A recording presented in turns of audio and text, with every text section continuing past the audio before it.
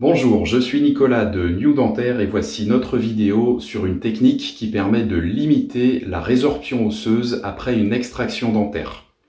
Ce comblement post-extraction se fait avec une matrice collagène qu'on insère dans le trou laissé par la racine d'une dent quand on procède à l'extraction et cela permet de garder un maximum de volume osseux et c'est donc intéressant dans le cadre des implants dentaires. Depuis quelques mois, nous utilisons cette technique quasi systématiquement dans notre clinique de Bucarest et on l'appelle le comblement post-extraction avec Parasorb. Parasorb étant le nom commercial du produit utilisé.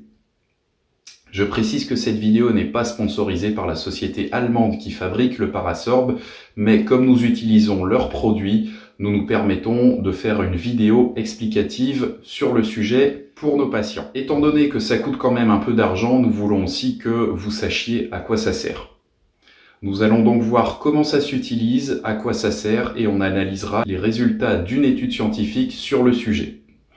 Pour comprendre tout ça, il faut bien savoir qu'un implant dentaire tout seul, ça ne sert à rien. C'est l'os qui tient l'implant en place et qui est important. Il faut de l'os pour tenir un implant. Si on n'a pas d'os, on ne peut pas avoir d'implant. Et si on perd trop d'os autour d'un implant qu'on a déjà, alors on perdra aussi l'implant. Le constat, c'est que quand on extrait une dent, le vide, donc le trou laissé par la racine, fait que l'os vient se remodeler en quelques mois. Et pendant ce remodelage, il y a une perte de volume osseux. La perte de volume osseux, c'est pas quelque chose de positif pour la pose ou le maintien des implants dentaires, car c'est l'os qui doit tenir les implants en place. Donc si on a peu d'os, soit on sera obligé d'en ajouter, soit on utilisera une technique plus compliquée d'implantation, soit on ne pourra pas poser d'implant. Une fois qu'un implant est posé, si on a beaucoup d'os autour pour le tenir, c'est mieux que si on en a très peu, car c'est la perte osseuse qui fait qu'on perd ses implants. Donc si vous avez une bonne masse osseuse et que vous en perdez un peu, c'est pas trop grave. Par contre, si vous en avez très peu au départ, vous avez plus de chances de perdre vos implants plus rapidement. La technique du comblement Parasorb prend ce problème à la racine. Plutôt que d'agir après coup, on anticipe en réduisant le plus possible la perte osseuse lors de l'extraction. Et la méthode consiste à placer ce qu'on appelle une éponge hémostatique, qui est une matrice de collagène. On pourrait dire qu'on remplit le trou laissé par la racine de la dent avec une éponge de fibres de collagène et cela va réduire la résorption osseuse à cet endroit.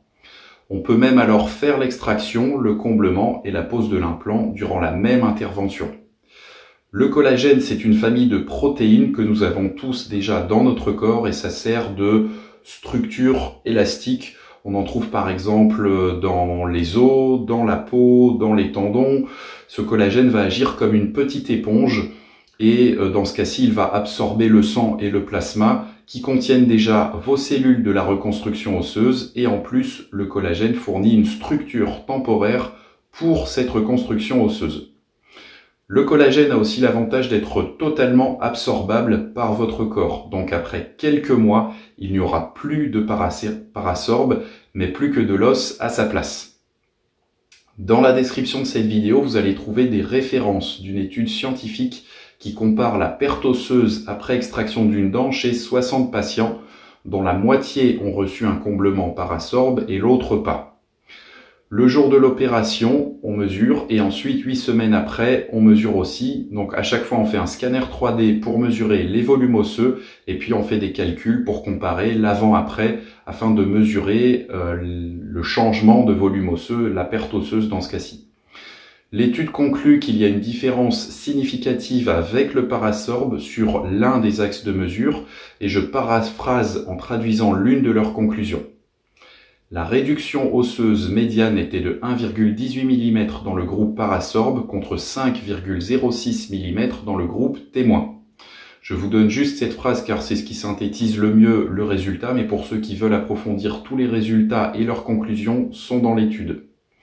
On comprend tout de même que le résultat est assez clair, il y a plus de perte osseuse quand on n'utilise pas de comblement après l'extraction. Le pouvoir de maintien de l'os va évidemment varier d'un patient à l'autre, de la position en bouche des dents extraites, Mais comme nous sommes spécialisés dans les cas d'extraction totale avec les techniques All-on-4 et All-on-6, nous remarquons tout de même une belle différence en pratique avec l'utilisation de ce comblement post-extraction. On a généralement plus d'os maintenu avec ce parasorbe, donc si vous cherchez ce qui se fait de mieux, nous vous conseillons cette technique. Qui dit plus d'os au départ, dit aussi plus de facilité à garder ses implants, moins besoin de greffe osseuse et peut-être moins de fausses gencives. Ce n'est pas toujours primordial et il y a des cas où c'est plus utile que d'autres. Mais si vous voulez recevoir un traitement qui correspond aux derniers standards en dentisterie, ça en fait partie. Un grand merci à vous tous qui nous suivez. La chaîne YouTube de New Dentaire s'approche doucement des 5000 abonnés. Nous recevons beaucoup de compliments sur ces vidéos et on vous promet donc de continuer à en faire sur ces sujets techniques et les nouveautés que nous mettons en place dans nos cliniques. Alors, à bientôt!